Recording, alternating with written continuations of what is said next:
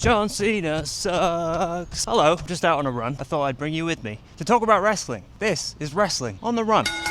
Since I got the channel back up and running again in January at the Raw on Netflix debut, I've kind of been toying around with the idea of a weekly series, just somewhere where I can talk to you about this past week in WWE. I am Myles, a two-time marathon runner and a two-time WrestleMania goer. They say running at a conversational pace is good for you, so I thought, why not bring you with me? This past weekend, we saw John Cena successfully defend his 17th WWE title against Randy Orton. I think they could have saved the R-Truth angle for maybe a DQ finish on like a SmackDown or a Saturday night's main event. A match that big with two of the biggest names, one of Cena's biggest rivals of his entire career. It deserved a bit of a better ending, but I did enjoy the press conference angle after, with Cena AAing R-Truth through the conference table. Has Cena answered a single media question yet at any of these press conferences? I don't think he has. So I think the next time we see John Cena is at Saturday night's main event in Tampa. That's just a few weeks away. Don't know who he's going to be facing yet, but Cody Rhodes is advertised to make his SmackDown return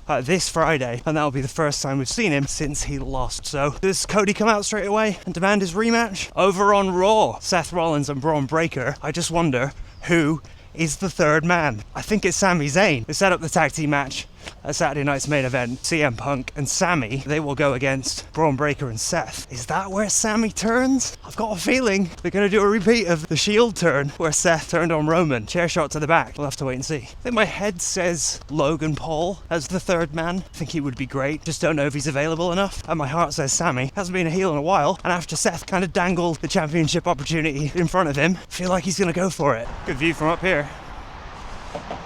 This past week at Backlash, we also saw the debut of Jeff Cobb. He interfered in the US Championship match to the surprise of Jacob Fatu. Didn't look like he knew anything about it, but he obviously helped Jacob retain. So we'll have to wait and see if Jacob accepts this new member of Bloodline 2.0, 2.5, 3.0. I'm losing count, Bloodline. Yeah, I don't really know a lot about Jeff Cobb. He was in AEW for a while, was he? I know he was in Lucha Underground, had a few big matches with Jacob Fatu back in the day. He's like 43 or something. Couldn't believe he was that old. He looks huge. He's a beast. Oh, I need a break. Great to see Alexa Bliss back on SmackDown this past week. Hopefully that means more of a permanent in-ring return, and she'll be in action week in, week out. Interesting to see Charlotte Flair backstage. Are they going to team up? Bit of an unlikely tag team there. I guess they've got nothing for either of them, so why not just stick them together for a while? I was expecting a bit of a build, or at least the start of the qualification matches for Money in the Bank, since we're less than a month away now, I think. Doesn't really seem to be any early contenders yet. No one's kind of dropped any hints. I thought Becky Lynch might have for the women's match when she was in the ring after her defeat to Lyra Valkyria. Becky's surely the favourite for the women's Money in the Bank match, you think. Over on the men's, I'd love to see Drew McIntyre get a shot. I think Penta will definitely be in the match. He's on the poster for the event. I had a look this morning. Again, Logan Paul, if he doesn't win against Jey Uso, which he probably won't at Saturday night's main event, does he win Money in the Bank and hold on to that for a little while? Be great promo for the company to have him on his podcast with the briefcase every week. This Saturday night main event pay-per-view is kind of like a diet pay-per-view, isn't it? Not much expected to happen. Now, I'm predicting that Sami will turn on CM Punk, but would they do that at Saturday night's main event? Would they maybe save that for Money in the Bank? I don't know. I read the other day, for John Cena's final title defense or final pay-per-view premium live event show, WWE are actually looking to cash in on this. They are looking for cities, including Boston, to bid to host John Cena's farewell match. Around $1.5 million? That's insane. If they can do it, why not? You would hope it'd be in Boston at the TD Garden. It makes sense. Survivor Series before that is in San Diego. Will that be the John Cena Rey Mysterio match as part of John's farewell title defense tour? Doesn't really seem like anyone's going to take it off him until the very end, unless Cody gets his rematch. SummerSlam you would expect for that. Does someone cash in on John? Is that how he loses it after Money in the Bank? I did actually have a look at flights to LA for Money in the Bank, obviously because Worlds Collide is happening earlier that day. That's pretty good value if you can get your hands on both tickets. For me, I'm in Canada, so I'm just outside of Toronto, which is why I took my fiance to Elimination Chamber earlier this year. If you haven't seen that video, I'll link it below. Another option is of course SummerSlam, which is in New Jersey, not too far for us to get to from Toronto, and it's a 2-night event as well. SummerSlam this year, was it 2 nights last year? I can't remember. I don't think it was it? They're really stretching out these premium live events. At this rate, WrestleMania is going to be 3 days. If you're wondering which WrestleManias I've attended, 31, or was it 32? No, it was 32 in Dallas, Texas, and 33 in Orlando, Florida. Haven't been to one since since they switched to 2 days, Vegas did look amazing. You've got to admit, there are few places in the world or in the US that are so well suited to hosting an event like WrestleMania. I mean, I wasn't there, so I can't say that it was a complete success logistically in terms of getting to Allegiant Stadium and getting back to your hotel, but it looked epic. Just make it Vegas every year. Why not? Maybe that's just me because I want to head back to Vegas soon. Let me know what you think of these videos so far. Wrestling on the Run is the idea. I get out, post a video every Wednesday, look back at whatever premium live events just taken place, or just Raw and SmackDown. Is it annoying me running and talking to the camera? Why not do something a bit different? Take you out with me on my run instead of me just sat behind a desk. Maybe you're into running, you want to know a little bit more about that. The 2 marathons that I've ran, the 2019 London Marathon, and then last year in October I ran Chicago Marathon, which was very fun. I'm currently running in my Super Blasts. These are the Asics Super Blasts. Super Blast 2. Feels like they're just pushing you along. Effortless, as he says, drenched in sweat. So comment below, let me know your thoughts. Wrestling on the Run,